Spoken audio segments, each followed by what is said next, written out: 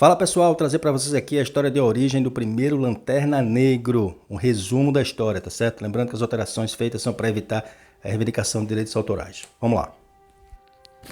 Bom, logo de cara nós temos essa cena emblemática aí do Mão Negra agarrado à lápide de Bruce Wayne, né?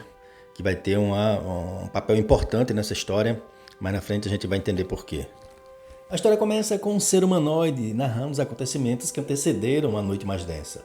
Esse ser é Scar, que foi uma guardiã, junto com os guardiões, exatamente ela está dizendo que estava no início, quando os guardiões decidiram distinguir as emoções e se autoproclamarem, né, os defensores do universo, e criaram a Força Intergaláctica, a primeira Força Intergaláctica, que foram os androides caçadores, para a proteção do universo, para ajudar a eles nessa proteção.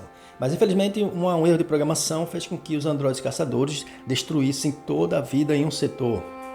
Mais uma vez, a humanoide diz que estava também quando eles pegaram a força da luz esmeralda, da vontade, e criaram a tropa dos Lanternas Verdes. E todo nesse início ela fala exatamente também sobre o livro de Oa e do versículo 6 da profecia que assombra, né, a tropa dos Lanternas Verdes, e exatamente sobre as revelações cósmicas do versículo 6, né, do livro de Oa, né, que mais ou menos fala da luz do espectro emocional, que irá se levantar, e, né, do esparmo da ira do vermelho, da luz laranja da avareza, do fogo amarelo do medo, né, dos raios azuis da esperança, né, o crepitar indigno da compaixão, né, e a aura violeta do amor. E no centro de todos esses outros existem o poder verde da força de vontade, né, que é o Lanterna Verde, os Lanternas Verdes. Em seguida nós temos essa cena aí aterrorizante do Mão Negra dentro de uma tumba, né, com 4 esqueletos aí totalmente à vontade, sorridente, né? Parece que é um ambiente muito agradável a ele. E ele está aí completamente atormentado, né, com seus pensamentos de vida e morte. E ele ouve mais uma vez a voz falando com ele, né, chamando ele pelo nome de William Hand. E ele responde à voz.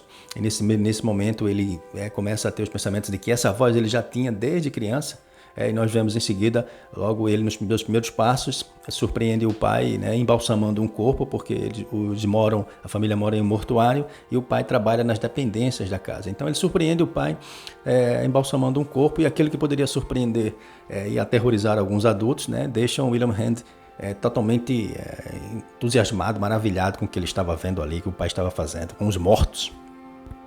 Na sequência nós já vemos uma cena familiar, né, William Hand já mais pré-adolescente, onde ele, nesse meio tempo, ele desenvolveu um hobby estranho, que era empalhar animais e colocava os animais ao lado da foto da família, o que deixava todo mundo incomodado. O irmão se queixou com o pai disse que ele tinha que levar os animais empalhados para o quarto dele. A mãe também indaga por que ele tem esse hobby, desenvolveu esse hobby, como é que ele aprendeu esse hobby tão estranho, e ele diz que foi com os próprios pais, observando o que os pais faziam, né?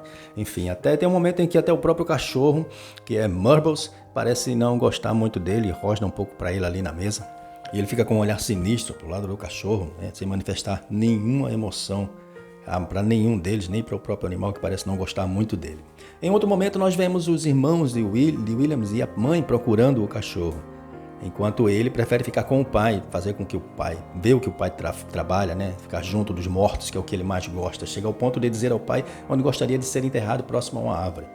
De volta, os irmãos finalmente encontraram o cachorro. O cachorro estava empalhado no quarto de Williams já há algum tempo, e os irmãos descobriram e ficaram aterrorizados com aquilo. Obviamente os pais tiveram que procurar ajuda e mandaram Williams para diversos psicólogos, né? Para tentar entender o que acontece com a cabeça desse jovem. E após longas sessões, né, ele continua narrando que ele finalmente percebeu que, para poder se livrar de tudo aquilo, teria que falar o que os psicólogos queriam ouvir, e criou uma fachada em volta dele para agradar os pais e voltar a possível ter uma vida normal, né? O que não dura muito, porque o alienígena Atrocitus encontra o William, porque ele sente, né? O Atrocitus consegue perceber o que vai acontecer, ele tem previsões do que vai acontecer, então ele sabe que o Williams tem aquela escuridão dentro dele. Então ele cria um artefato e chama de bastão cósmico e leva para o William, porque ele diz que o William, com aquele artefato, ele vai poder destruir a luz, né? Acabar com tudo. Mas antes que ele possa dizer a Williams como fazer e o que fazer, ele é interceptado por Sinestro e Hal Jordan, né? Que o capturam. E o William, totalmente aterrorizado com aquilo, nesse momento ele ouve a voz da escuridão falando com ele, dizendo que ele tem que sair dali, que ele tem que correr. Ele pega o bastão sem que os lanternas vejam, coloca no bolso e sai disparada em meio ao cemitério pelas lápides, parando exatamente onde ele havia dito ao pai que gostaria de ser enterrado. Ele então tira o bastão cósmico do bolso, aponta para o esquilo, inclusive, que acabou de descer da árvore, está na frente dele, e ele desintegra o esquilo totalmente, causando uma cratera à sua frente. Totalmente aterrorizado e perturbado com o que estava acontecendo, Williams deita na cratera, na cova, ali na tumba, e fica hipnotizado com o bastão, com o artefato que ele acabou de receber de um alienígena. E ele narra também que não consegue fechar os olhos para poder ter paz, porque a luz das lanternas o ofusca, e ele, ao fechar os olhos, fica constantemente vendo as luzes e não tem paz. Já adulto, ele continua perturbado com a aparição dos Lanternas Verdes em sua vida, e ele decide extinguir, como ele mesmo diz, a chama que o perturba, a chama que o incomoda, que não deixa ele dormir. E ele decide enfrentar o Lanterna Verde. Mas ele não quer enfrentar o Lanterna Verde vestido como uma pessoa comum. Então ele decide fazer um traje, fazer um uniforme para enfrentar o Lanterna Verde. E ele pega o material, utiliza para fazer o uniforme material, que é utilizar os sacos para levar pessoas mortas. E ele, como ele mesmo diz, ele queria ter uma lembrança de sua casa. Mas nenhum dos confrontos que ele teve com o Lanterna Verde, ele conseguiu vitória. Todas as vezes que ele enfrentou o Hal Jordan, ele perdeu. Ele ficava atormentado com isso. Ainda assim, dizia que tinha um pouco de paz, conseguia descansar. Mas a perturbação voltava porque as luzes voltavam a atormentá-lo e ele voltava, tinha que enfrentar. Porque os Lanternas Verdes vieram à Terra e ele continuou perturbado com a luz e enfrentou os Lanternas Verdes sem sucesso. Até que um dia, ele mesmo narra que a luz se extinguiu e ele conseguiu ter paz. Mas que durou pouco. Ele é sentenciado e é julgado pelo espectro, que há o que dá para se perceber que é Hal Jordan, quando o espectro incorporou, quando o Hal Jordan morre e o espectro assume o corpo de Hal Jordan. Então dá o juízo final, a sentença final a ele, e ele perde a mão. Algum tempo depois, ele é visto alienígenas, ele ouve a voz dizendo a ele para ele correr, mas ele está em um avião e ele é abduzido por alienígenas que procuram nele o poder, e mesmo assim sem encontrar nada, eles fazem uma coisa boa para o William, que é restaurar a mão dele, e o devolvem exatamente na cova onde tudo isso começou, onde ele disse ao pai que gostaria de ser enterrado.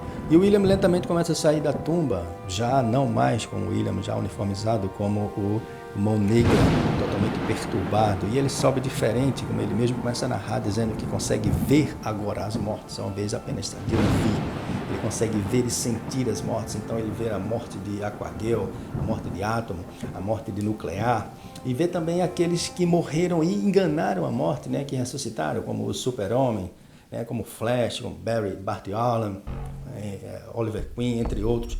Então a morte diz a ele que ele quer esses que ressuscitaram de volta. E ele totalmente perturbado, andando sobre a chuva, caminhando em direção à casa onde ele morava com os familiares dele. E nesse momento o pai está exatamente conversando com os irmãos, dizendo que precisava ajudar o William, que eles precisavam ter paciência para poder ajudá-lo. Ele lentamente bate a porta, o irmão mais novo levanta e vai atender, e quando abre, vê que é ele uniformizado como Mão Negra, e fala o nome dele, e ele, sem dizer nenhuma palavra, dispara contra o irmão mais novo, desintegrando ele instantaneamente, dispara contra o outro irmão.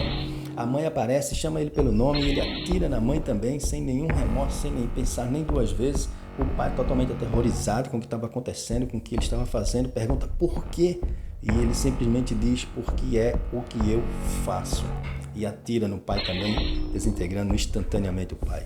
Ele calmamente senta-se à mesa, onde muitas vezes a família se reuniu, e com os familiares desintegrados ao seu redor, ele não manifesta nenhuma emoção, senta-se como se nada tivesse acontecido, e a voz vem mais uma vez à sua mente e diz que ainda falta uma morte, e ele coloca o bastão cósmico na têmpora e dispara. E no instante em que o corpo do Mão Negra cai sem vida ao chão, espalhando todo o seu sangue pelo ambiente, Scar aparece e conversa com a voz que o William ouvia. E a voz diz que afirma que ele está pronto, e ela também confirma que sim. E nesse momento ela regurgita um anel negro que procura pelo ambiente e encontra a mão do Mão Negra, que instantaneamente começa a restaurar o seu crânio esfarelado pelo bastão cósmico, e ele começa a se erguer, voltando à vida, ressuscitando com o poder do Anel Negro em sua mão.